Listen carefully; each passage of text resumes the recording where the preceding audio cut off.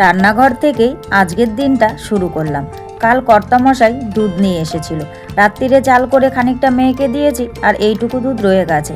এটা ওই প্যাকেটের গরুর দুধটা, বেশ ভালো সর পড়েছে।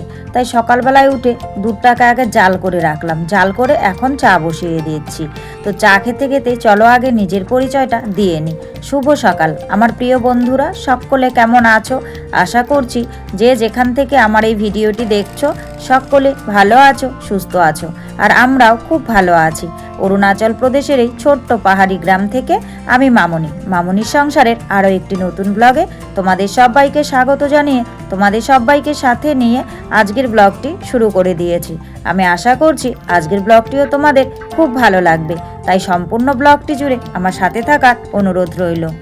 আজ হলো শনিবারের সকাল, আর ঘড়ির কাঁটায় বেজেছিল সকাল 5:30, আর 5:30 থেকেই আমি তোমাদের সবাইকে সাথে নিয়ে আজকের ব্লগটি শুরু করে দিয়েছি। যারা নতুন এসেছো আমার ব্লগটি যদি ভালো লাগে প্লিজ একটি লাইক করে চ্যানেলটি সাবস্ক্রাইব করে আমার পাশে থেকো। আর যারা আগের থেকেই আমার পাশে আছো তাদেরকে আমার অসংখ্য অসংখ্য ধন্যবাদ, আর আমার মন থেকে অনেক অনেক অনেক ভালোবাসা। ঘুম থেকে উঠেই আগে বাসি ঘর উঠোন সব ঝাড়ু দিয়ে নিয়েছি। ঝাড়ু দিয়ে নিয়ে স্নান সেরে সোজা রান্নাঘরে চলে এসেছিলাম। রান্নাঘরে এসে দুধটা গরম করে চাটা বসিয়ে দিয়ে তারপর তোমরা তো দেখলেই আমি হেঁটে হেঁটে কিন্তু ব্রাশটা করে নিলাম। আসলে কি বলতো, আগে স্নানটা সেরেছি, ব্রাশটা করে নিই, তাই চাটা বসিয়ে দিয়েই ব্রাশটা করে নিলাম, কারণ অনেকটাই সময় লাগে সকালবেলায় হিটারটা গরম হতে।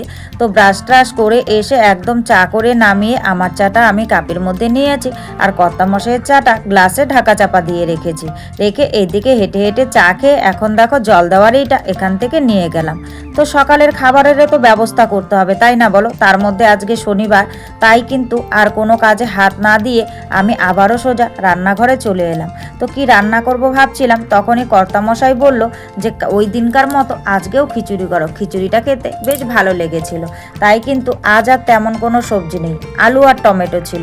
তাই আলু টমেটো দিয়ে আমি কিন্তু চাল ডাল দিয়ে একদম ভাজা ভাজা ভাজা করে ওই দিন যেভাবে খিচুড়িটা রান্না করেছিলাম সেভাবেই একটুখানি খিচুড়ি বসিয়ে দিলাম সকালের খাবারের জন্য। তো খিচুড়িটা খেতে বেশ ভালোই হয়েছিল, তবে ওই দিনকার মতো সবজি থাকলে আরও বেশ ভালো হতো। তো যাই হোক, এদিকে খিচুড়িটা বসিয়ে দিয়ে খিচুড়িটা হতে হতে এখন কিন্তু আমি বাদ বাকি কাজকর্ম সব করে নেব। তো তোমরা তো দেখলেই যে আমি জল দেওয়ার জন্য ওটা নিয়ে এসেছি। তো নিয়ে এসে ওখানে রেখে এখন জল নিতে চলে এসেছি এই দিকটায়, মানে আমার ঘরের ভেতরের পেছন দিকটায় আর কি। ওখানেই জলের বালতিতে জল ভরে রাখা আছে। তো জলটা নিয়ে এসে এখন দেখো এটার মধ্যে ভরে নিচ্ছি। আসলে বালতি দিয়ে জল দিলে না ওই জায়গাটায় গর্ত হয়ে যায়, আর জল দেওয়ার এটা দিয়ে জল দিলে বেশ ভালো সুন্দর জল দেওয়া হয়, আর চারাগুলোও বেশ জায়গা মতো থাকে। আর বালতি দিয়ে ওভাবে হুড়মুড়িয়ে দিলে জলের কি বলবো ছটাটা জোরে পড়ে, তো তাই ওই বীজ টিজগুলো নড়ে যায়। সে কারণে ভাবছি এটা যেহেতু আছে তো এটা দিয়েই জল দেওয়া যাক, তাই এটাতেই জল ভরে নিলাম। নিয়ে এই যে গাছ লাগানোর জন্য যে মাটি দিয়ে রেখেছিলাম এগুলো তো জল দিচ্ছি, কারণ নিচে না শুকনো পাতা দিয়ে রেখেছি, জল দিলে পচে বেশ সুন্দর সার হয়ে যাবে। তাই কিন্তু ওখানেও প্রতিদিন একটু একটু করে জল দিই যখন আমি ওই শাকে আর আলু খেতে জল দিই। তো যাই হোক, এই দিকটায় কিন্তু আমি জল দেওয়ার কাজটা সেরে নিচ্ছি, আর ওই দিকটায় আমার বেশ রান্না হচ্ছে। আর জল দিতে না বেশ ভালোই লাগে এটা দিয়ে, জানো তো। আসলে কি বলো তো, আগে যখন বাড়িতে ছিলাম বাড়িতে ফুল গাছগুলোতে কিন্তু এভাবেই জল দিতাম।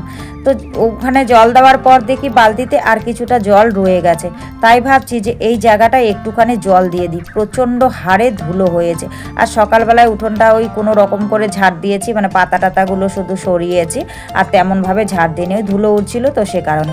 আর এদিকে আমার খিচুড়ি হয়ে গেছে, এবার হচ্ছে খিচুড়ি মেয়েকে খাওয়াবো, খাওয়ানোর জন্য খিচুড়ি বেড়ে নিচ্ছি। আর কর্তামশাই এখন ঘুম থেকে উঠে ব্রাশ করছে।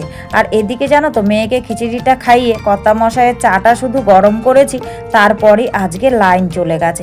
আজকে না খুবই তাড়াতাড়ি লাইনটা চলে গেছে, অন্যান্য দিন আর একটু দেরি করে যায়, তবে ভাবতে পারিনি এত তাড়াতাড়ি লাইনটা চলে যাবে। তো কিছু করার নেই, যার যার কাজ তাকে তাকে তো করতেই হবে, তাই না? তো খিচুড়ি মেয়েকে খাইয়ে দাইয়ে রেডি সেডি করিয়ে একদম পাঠিয়ে দিয়েছি স্কুলে, আর কর্তামশাইও চলে গেছে ডিউটিতে। তো এখন যেহেতু মোটামুটি কাজকর্ম হয়েই গেছে, আর রান্নাবান্নার কাজটা ছিল, তো লাইন নেই বলে এখন আর রান্নাবান্না করতে পারবো না। তাই এই দিদি এই ফুলগুলো নিয়ে এসেছে, অনেকগুলো ফুল একা একা বাজবে, আমাকে বলছে কি করছো, তা বলছি তেমন কিছু না, বলে কি তাহলে ফুলগুলো একটু বেছে দেবে। তো বললাম ঠিক আছে নিয়ে আসো। তাই আমার ঘরের বারান্দায় বসে দেখো আমরা ফুলগুলো কিন্তু বেছে নিচ্ছি।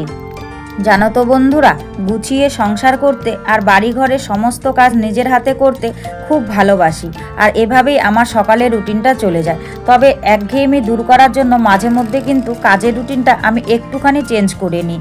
কোনো সময় ঘর উঠোন ঝাড়ু দেওয়া থেকে দিনটা শুরু করি, আবার কোনো সময় রান্নাঘর থেকেই দিনটা শুরু করি।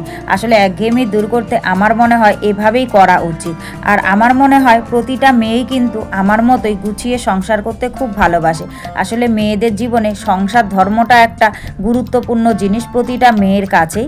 তো সে কারণে মনে হয় আমার মতো করে সকলেই সংসার ধর্মটাকে গুছিয়ে করতেই ভালোবাসে। তো যাই হোক, ফুল টুলগুলো বেছে দিয়েছি, বেছে দিয়ে তারপর দেখো ঘরে এসেছি। তো আজকে না তেমন আর কোনো কাচাকুচি করব না, জলের খুব সমস্যা। সেদিন গাড়ি করে অল্প জল দিয়ে গেছিলো, তারপর আর জল নেই। তাই ভাবছি যেহেতু কাচাকুচি করব না, কম্বলগুলোকে বেশ অনেক কদিন থেকে মেলে দেওয়া হয় না, তো আজকে একটু রোদ্দুরে মেলে দিলাম। আর শীতকালে না কাঁথা কম্বল রোদ্দুরে মেলে দিয়ে গায়ে দিতে বেশ ভালো লাগে, সে কারণেই মেলে দিয়ে এলাম। মেলে দিয়ে এসে বালিশগুলো আর রোদ্দুরে দিইনি, বালিশগুলো গুছিয়ে রেখে দিয়েছি। এখন মশারিটাকে গুছিয়ে নিচ্ছি। ওই তোমরা তো জানোই প্রতিদিনই আমাকে মশারি খাটিয়ে শুতে হয়। আসলে এটা আমাদের অভ্যেসে মানে দাঁড়িয়ে গেছে। তো সে কারণে এখন মশারিটা তুলে নিলাম, আর মশারিটা তুলে নামতে গিয়ে না একটুর জন্য পড়েই যাচ্ছিলাম, জানো তো। তো যাই হোক, আর দেখো বিছানাটাই কিন্তু খুব সুন্দর রোদ্দুর পড়ে, তাই তোষকগুলো আর তেমন একটা রোদ্দুরে দেওয়ার প্রয়োজন পড়ে না। তো বিছানাটা সুন্দর করে ঝেড়ে টেরে নিয়ে ওই সকালবেলায় যে স্নান করেছিলাম, কাপড়গুলো আর কাচাকুচি করিনি। আসলে সকালের দিকটায় না আকাশটা একটু খারাপ ছিল, তো বেশ ঠান্ডা ঠান্ডা লাগছিল। তাই ভাবছি যে ভিজিয়ে রেখেছিলাম যে পরে কেচে দেবো, সে কারণে আর কাচিনি। তো এখন অনেকগুলো কাজ টাজ করার পর মনে পড়লো, তাই এখন কেচে রোদ্দুরে মেলে দিলাম। আর এইদিকে দেখো কর্তামশাই এই কয়েকটা ঝাড়ু, ফুল ঝাড়ুর কি বলবো, কাঠি বলবো না শলা বলবো বুঝতে পারছি না, ডগা আর কি নিয়ে এসেছিল। তো এগুলোকে রোদ্দুরে সুন্দর করে মেলে দিচ্ছি, শুকিয়ে গেলে বেশ ঝাড়ু বাঁধা যাবে। এদিকে বেলা অনেকটাই হয়ে গেছে, তারপর লাইন এসেছে। লাইন আসার পরে আমি কিন্তু ভাত বানিয়ে নিয়েছি আর ডিম আলু সেদ্ধ করে নিয়েছিলাম। আজকে না রান্নার তেমন কিছু নেই, তাই ভাবছি যে ডিম আলু দিয়ে একটুখানি মাখা মাখা তরকারি বানাই। তাই ডিম আলু সেদ্ধ করে ছুলে টুলে একদম ভেজে নামিয়ে রেখেছি, আর মশলাটাও করে নিয়েছি। মশলাটা কিন্তু এখন তেলের মধ্যে সুন্দরভাবে কষিয়ে নিচ্ছি। কষিয়ে নিয়ে এখন আলুটা আমি দিয়ে দিলাম। আসলে আমি না ডিমের তরকারিটা এভাবেই বানাই, অনেকে অনেক রকম করে বানায়, তবে আমি এভাবেই বানাই। তারপর মশলাটা যখন কষানো হয়ে গেছে, এখন কিন্তু আমি ঝোল দিয়ে দেব। ঝোল দিয়ে জাল উঠলে ডিমটা দিয়ে দেব। এভাবেই কিন্তু আমার রান্নাবান্নাটা করি আর কি। মানে এক একজনের রান্নার প্রসেস এক এক রকম, তাই না। আর ঝোল কিন্তু খুব বেশি পরিমাণে দিইনি, বেশ অল্প পরিমাণেই দিয়েছি। কারণ কি বলো তো, ওই ডিম আলুর তরকারি খুব বেশি ঝোল হলে পরে না ভালো লাগে না। তো আজকের মেনুতে কিন্তু এইটুকুই। তারপর ডাস্টবিনটা ফেলতে পেছনে গেলাম।